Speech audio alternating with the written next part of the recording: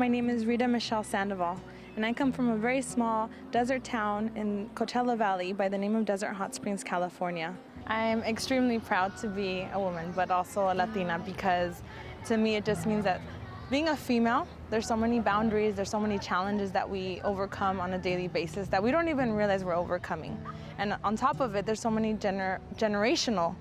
challenges that we've overcome that the females in our families, being a Latina, have overcome. And it's just, for me, it's just a point of pride to know that I'm representing, and my successes are successes from past generations being passed down for all the work that they've done for me to succeed.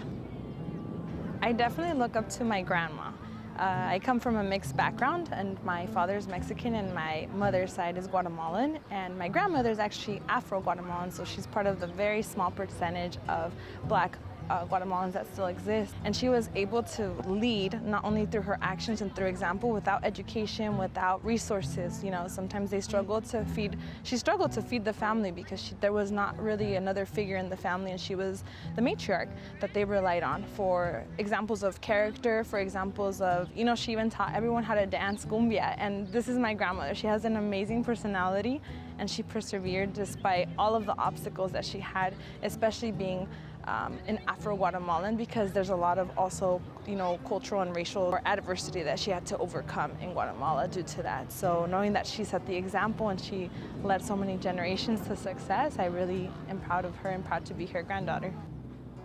Latino culture has had a huge impact on who I am, and I think that there isn't a day that goes by in a good way that I don't see myself or identify as Latina and I'm not reminded of it.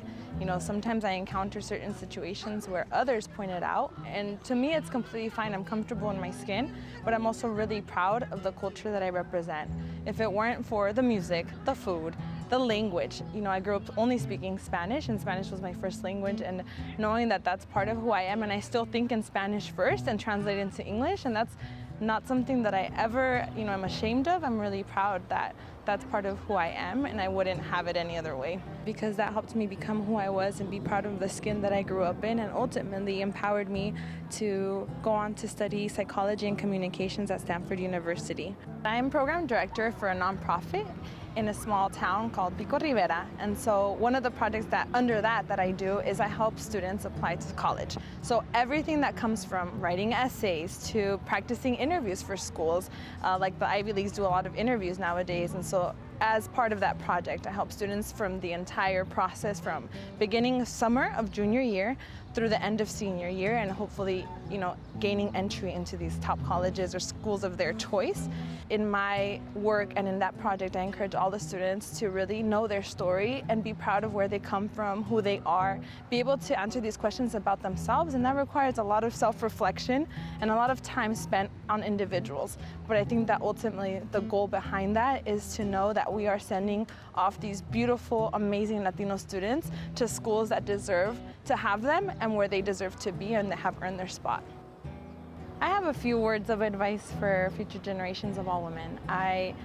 know that the biggest thing that helped me throughout my transition from being a teenager, living at home, to going away for college and being the first in my family to do that, to graduating and, eventually becoming a professional adult, was to believe in myself and know that the work that I put in was going to be worth it. I think it's really easy to get discouraged knowing that there's so many obstacles we face, so many times that, especially as a Latina, I can count on my hand the number of times that someone pointed out that because of my race and because of my gender and the combination of it, I wouldn't make it into a professional career or a field or even graduating or going to Stanford. I think that there was so many times that it was questioned for me, but because deep down I knew the hard work that I was putting into everything, I never lost focus of my goal. So future generations just really need to know that they can't lose sight of their goal either, and if they believe in themselves and what their bigger purpose is, no one can take that away from them. And once they obtain a degree or obtain,